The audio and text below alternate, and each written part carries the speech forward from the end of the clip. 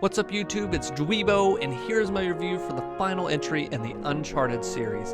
Heads up that I will review the game with no spoilers, but at the very end I will go into more detail, but I'll warn you on screen before I do that, so do not panic, do not click out, just watch for the warning. I have loved these games since I first played Uncharted 1 a year after its release. At first I had no interest in a white guy with brown hair jumping around the jungle, and I think I was still attached to the more cartoony games that both Insomniac and Naughty Dog had done in the previous generation. But I'm glad I finally grew up and gave them a chance. They are in their purest form an Indiana Jones game, exploring ruins, big Hollywood level fights, and witty humor. I'd had my fill of the series by 3, so when I heard there was going to be a 4th part, I was kind of bummed. We had a trilogy, what was left? What was there left to do? Well, plenty more it seems. Uncharted 4 takes place several years after the end of Uncharted 3. We find Nate at the beginning of the game living a pretty normal married life. One thing leads to another, and before you know it, you're climbing ledges like the good old days. The graphics in this game blew me away. Some games go for a stylized realism, but Uncharted 4 goes head to head with the Uncanny Valley with its focus on realistic graphics. Naughty Dog is leading the pack with motion capture, and in Uncharted 4, it shines, which is very helpful for the story that they are trying to weave. Every small nuance has been thought of when it comes to the animation. Down to every squint, eye glance, or small mannerism, the characters feel completely tangible. Hey guys, seen any pirate treasure around here? Hey, Nate. Sorry, he's so impatient. Oh, hell. I am sorry. When you pick up things and observe them, they have a real gravity to them, along with perfect sound effects. Also, when picking up things, you can see the veins and wrinkles in Nathan's hands. Bugs will fly around sources of light, flames move and look realistic. I think the small, easily overlooked details really give the game that extra polish and that Naughty Dog quality that they're known for. Big environment set pieces, when they appear, freeze the camera for a couple seconds just to make sure you realize how great they are. Wow, this is a nice view. There's a statistic that is tracked in the game on how long your character stands still. By the end of the game, I had just stood for about an hour of my playthrough. There's so much to gawk at, and this is one of the best looking games this gen, hands down. I couldn't stop looking at a lot of the environments in this game. For the music this time around, the approach was less is more. I'm finding people online severely let down by the soundtrack, but with the more subtle nature of the game, it fits perfectly. If you're looking for summer blockbuster heart-racing overtures, then you're in the wrong place. I liken the use of music to Half-Life 2.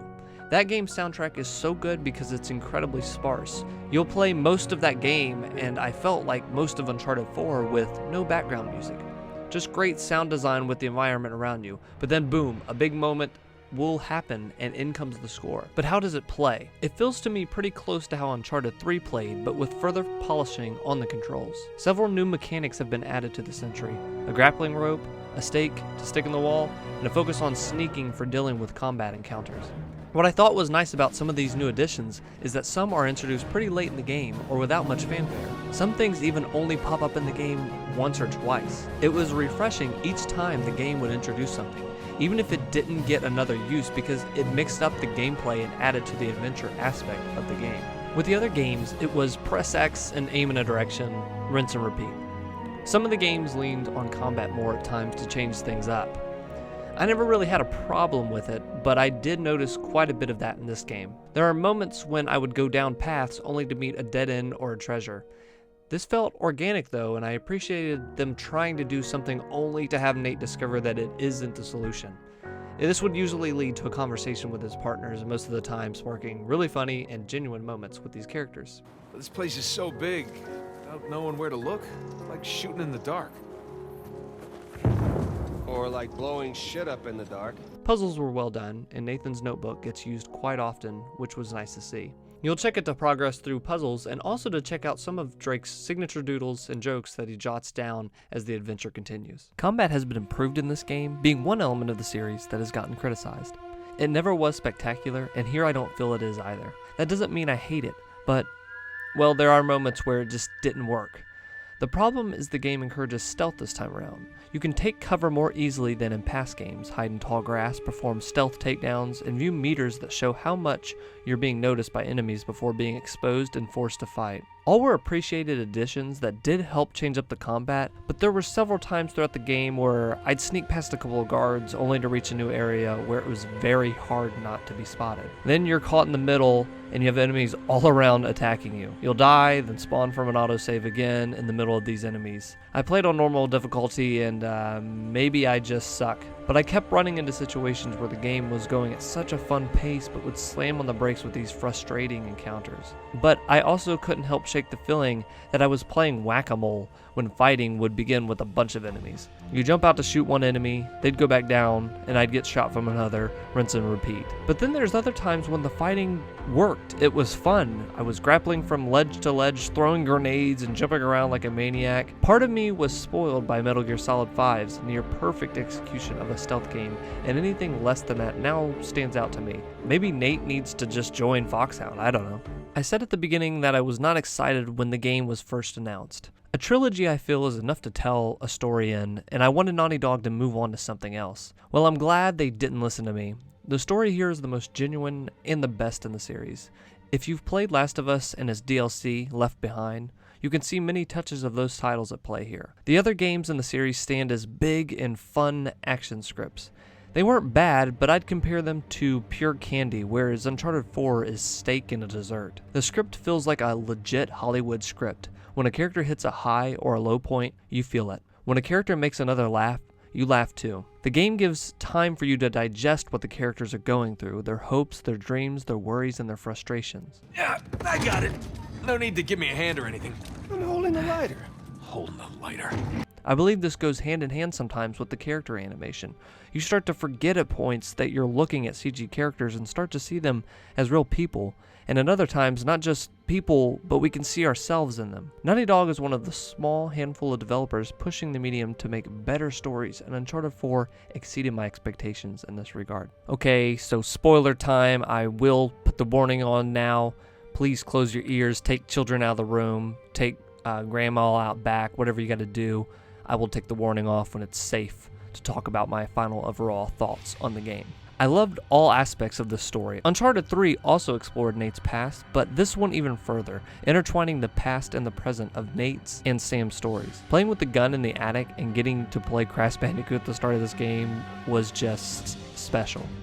It felt so genuine and wasn't forced. For this game to explore the more simple lifestyle of Nate, like salvaging cargo from the ocean, which the game at first tries to trick you into thinking it's one of his adventures, it creates this atmosphere of not only care for Nathan as a character, but a respect for the player. That the player deserves better stories than what we've got before. In the end, we're introduced to Cassie in an entertaining way. You start rummaging through their new home, seeing new pictures and items. The old photo book from the beginning is updated to show Cassie getting older through it. This felt in many ways like the Metal Gear Solid 4 of the series. A great send-off for the characters and a love letter to the fans.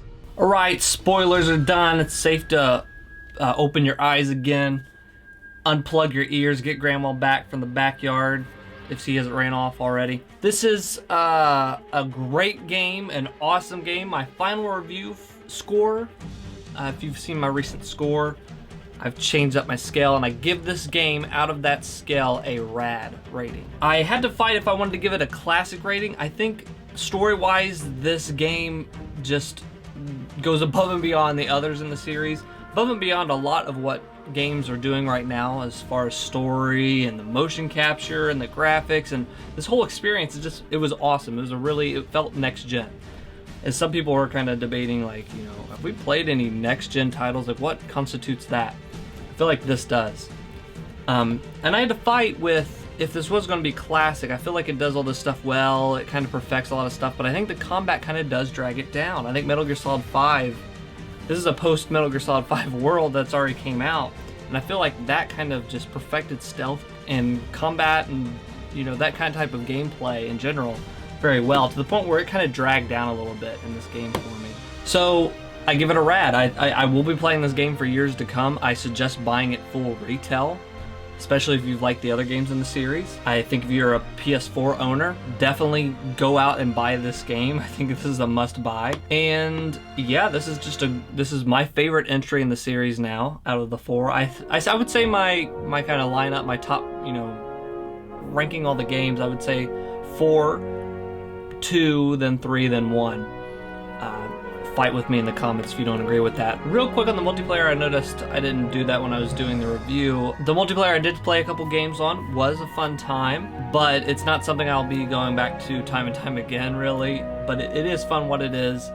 Loadouts and all that stuff with newer multiplayer games don't do it for me, so I'm kind of biased in that regard. I kind of have to stray away from saying too much because I feel like I'm Debbie Downer on that. But it's fun for what it is, and I think you'll have fun playing it with friends and stuff, so I'd definitely check it out if you've got the game.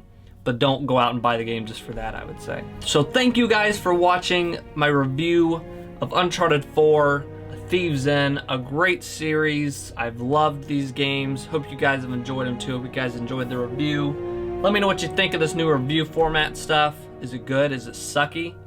You let me know. Till next time, Dweebo out. See you later, alligator.